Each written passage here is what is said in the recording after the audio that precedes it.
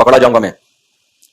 تو اللہ نے اس کی کچھ دلائل دی. ام حسب الذین اجترحوا السیئات ان نجعلهم كالذین آمنوا وعملوا الصالحات.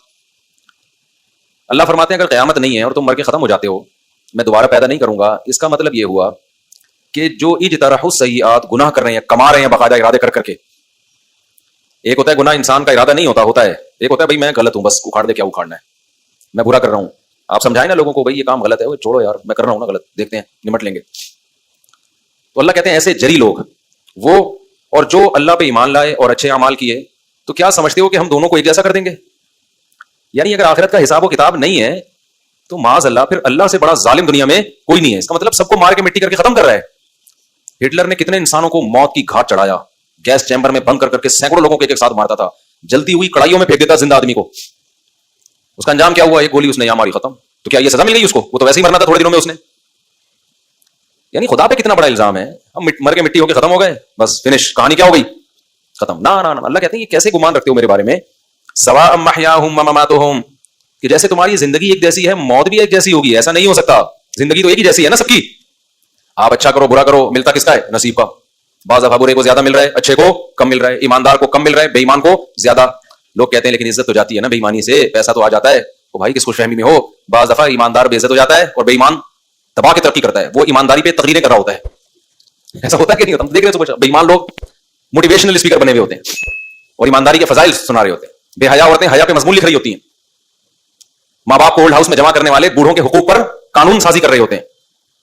تہذیب جن کی زندگیوں سے ختم ہو گئی وہ تہذیب کے ٹھیکے دار بنے ہوتے ہیں. لوگ کہتے ہیں تہذیب سیکھنی ہے تو کس سے سیکھو؟ ان سے. دنیا میرے بھائی انصاف کی جگہ نہیں ہے. یہاں جس کی لاٹھی اس کی بھینس. کیسے کیسے اچھے لوگوں پہ الزام لگ جاتے ہیں، وہ بدنام ہو جاتے ہیں، برے لوگ بری ہو جاتے ہیں. تو دنیا میں تو بعض دفعہ عزت ملتی ہے بے عزت لوگوں کو، اور عزت دار لوگ بے عزت ہو جاتے ہیں. تو اسی بات کو اللہ قرآن میں بیان کر رہا ہے کہ انسان تجھے ہو گیا ہے. تو کہہ رہا ہے کہ جی ڈارون نے چونکہ نہیں کہا کہ موت کے بعد زندگی ہے، سائنسدان نہیں کہہ رہے، امریکہ نہیں کہہ رہے، جاپان کے سائنٹسٹ نہیں کہہ رہے، فرانس کے سائنسدان نہیں کہہ رہے، یونیورسٹیوں کے جو پروفیسر تو پڑھے لکھے یہ بات کہہ کر رہا ہے. مولوی کہہ رہا ہے جس کو نہ 2 کا ٹیبل آتا ہے نہ 4 کا پہاڑ آتا ہے. یہ کون سمجھا رہا ہے ہمیں؟ مولوی جو نہ یونیورسٹی سے فارغ ہے، نہ ڈاکٹر ہے، نہ انجینئر ہے، نہ سائنٹسٹ ہے. وہ کہہ رہے بھائی قبر کا کیا ہوگا؟ عذاب ہوگا. فرعون کو صبح شام جلایا جاتا ہے. سائنس کہے گی تو مانیں گے ہم، سائنس کہے گی تو مانیں گے ہم. تو اللہ بتا رہا ہے کہ جس چیز کو تم نے سائنس سمجھا ہوا ہے نا وہ حرف آخر نہیں ہے. تو یہاں اللہ نے بتایا ام حسب الذین اجترحوا السیئات ان نجعلهم كالذین آمنوا وعملوا الصالحات. جو اچھے لوگ ہیں ہم بروں کو ان جیسا کر دیں گے، ایسا نہیں ہوگا. ساء ما یحکمون، ساء کا لفظ عربی میں تعجب کے اظہار کے لیے ہوتا ہے. جب آپ کو کسی بات پہ تعجب ہو تو یا تو وہ اچھی بات ہوگی یا وہ بری بات ہوگی. اچھی بات پہ انگلش میں کہتے ہیں ویل ڈن، اردو میں کہتے ہیں ہٹو بچو. بری بات پہ کیا کہتے ہیں؟ تعجب کا صیغہ نا. تعجب کے لیے مجھے بڑا تعجب ہو رہا ہے یار کتنا گندا کام کیا اس نے، یار اس سے یہ توقع نہیں تھی. تو اللہ تعالیٰ بھی چونکہ ہم سے ہمارے مینٹل لیول کے حساب سے بات کرتے ہیں ہمیں سمجھانے کے لیے، تو اللہ نے قرآن میں اپنے لیے تعجب کے صیغے استعمال کیے. سا نعمہ کا معنی ہوتا ہے واہ کیا خوب.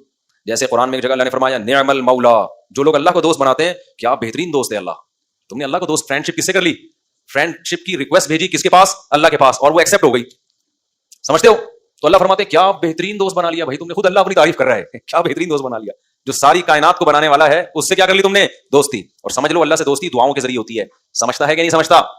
جب انسان دعا میں اللہ سے بات کرتا ہے نا اس سے جتنا اللہ کا قرب نصیب ہوتا ہے اس کے علاوہ کسی اور چیز سے نہیں ہوتا. کنیکشن دعا کے ذریعے بحال ہوتا ہے. پھر اس کنیکشن کے بحال ہونے کے بعد کچھ کام اس کنیکشن کو برقرار رکھنے کے لیے کیے جاتے ہیں. اس میں نماز ہے، تلاوت ہے، صدقات و خیرات ہے، قربانی ہے، پیسہ نکال کے انسان خرچ کرے اور یہ دکھائے کہ اللہ میں تیری دوستی میں مخلص ہوں. ایسا نہیں ہوں کہ زبان سے دوستی کے دعوے کروں اور تیرے لیے کوئی قربانی دینے کے لیے تیار نہ ہوں. آج دنیا میں سب سے زیادہ عزیز چیز انسان کو مال ہے، حتیٰ کہ صحت سے بھی زیادہ عزیز کیا ہے؟ پیسہ.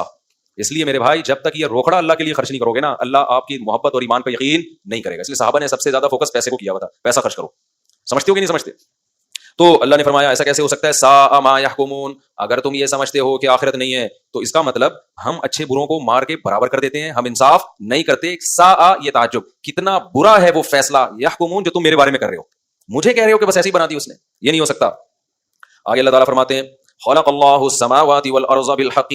اے اللہ تو پیغمبروں کے ذریعے تو یہ بات ہمیں سمجھا رہا ہے کہ قیامت قائم ہوگی، حساب و کتاب کا ایک دن متعین ہے. تو اس کائنات میں تو نے ایسی کوئی دلیل کیوں پیدا نہیں کی جس سے کائنات کو دیکھ کے ہمیں پتہ چل جائے کہ یہ کائنات کسی مقصد کے لیے پیدا ہوئی ہے؟ تو اللہ نے اس کا جواب دیا کہ دیکھو خلق اللہ السماوات والارض بالحق. آسمانوں اور زمین کو اللہ نے بیکار پیدا نہیں کیا ہے، کوئی مقصد ہے. اگر ہم موت کے بعد زندگی نہ مانے اس کا مطلب یہ بس ایسے ہی چل رہا ہے، ایک دن آئے گا سب کیا ہو جائے گا ختم. تو کیا نتیجہ، رزلٹ کیا ہوا اس کا؟ کوئی رزلٹ نکلا؟ کچھ بھی نہیں، بس ختم، اللہ نے بنایا تھا ختم ختم. تو اللہ کہتے تم ایسا بیکار کام نہیں کرتے، جو خالق ہے وہ ایسے ہی بیکار کام کیوں کر دے گا. وَلِتُجْزَىٰ كُلُّ نَفْسٍ بِمَا كَسَبَتْ، اللہ کہتے ہیں ہم نے اس لیے بنایا ہے تاکہ یہاں ہر شخص کو اس کے کیے کا بدلہ دیا جائے. تو یہ کائنات تو بنائی گئی ہے کسی مقصد کے لیے، وہ مقصد قرآن انہی میں پچھلی آیتوں میں بیان کیا. وہ مقصد کیا ہے؟ وہ سورہ جاسیہ کی آیت نمبر 13 میں بیان کیا. یہ آیت یاد کر لیں. وہ کیا بیان کیا؟ وَسَخَّرَ لَكُم مَا فِي السَّمَاوَاتِ وَمَا فِي الْأَرْضِ، جو کچھ آسمانوں میں ہے اور جو کچھ زمینوں میں ہے. سخرا، اللہ نے مسخر کر دیا ہے، لکم، تمہارے. اس میں دو چیزیں پتہ چل گئیں، دو دعوے کیے اللہ نے، بلکہ تین دعوے.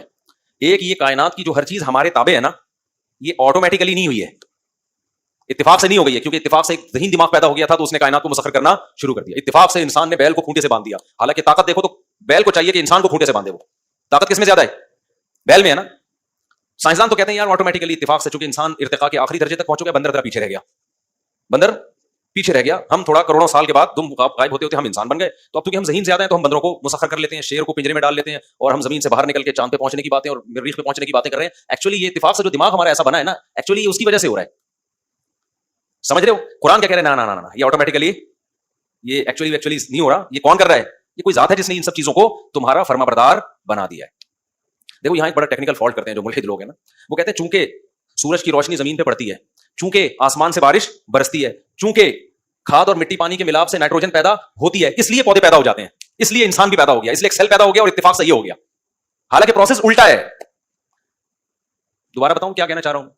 جب ان سے بولو نا یار یہ انسان جو ہے، جب ہم پیدا ہوتے ہیں ماں کی چھاتیوں میں دودھ آ جاتا ہے، بالکل ٹائم پہ آیا کہ نہیں آیا؟ مجھے ایک بات بتاؤ، صبح آپ لوگ ناشتہ کر کے جاتے ہو، چائے پی کے جاتے ہو، اور صبح تازہ دودھ چاہیے آپ کو، دودھ والا اسی پہ بیل بجاتا ہے اور دودھ دے کے جاتا ہے. آپ نے بولا بھائی رات کا نہیں، وہ فریج میں دودھ میں بھی ذائقہ نہیں رہتا، تو صبح بریڈ والے کو بولا صبح صبح گھر پہ ڈبل روٹی پہنچا دینا، صبح ناشتے پہ جانا ہوتا ہے. میں نے گیس کراچی میں رات کو غائب ہوتی ہے، آپ نے فون کیا گیس والوں کو، بھائی صبح ناشتہ کراچی والوں کو چاہیے، صبح 8 بجے گیس لازمی ہونی چاہیے. اب سب چیزیں ٹائم پہ آ رہی ہیں. اب اس میں دو قسم کے لوگ پیدا ہو جائیں گے. یہ کہیں گے کہ چونکہ گیس صبح آتی ہے 8 بجے، چونکہ دودھ والا بھی صبح ہی آتا ہے، چونکہ بریڈ والا بھی صبح آتا ہے، اس لیے صاحب ناشتہ بھی کیا کرتے ہیں؟ صبح کو کرتے ہیں. اگر یہ چیزیں دوپہر کو آتی تو صاحب کا ناشتہ کیا ہوتا؟ دوپہر کو ہوتا.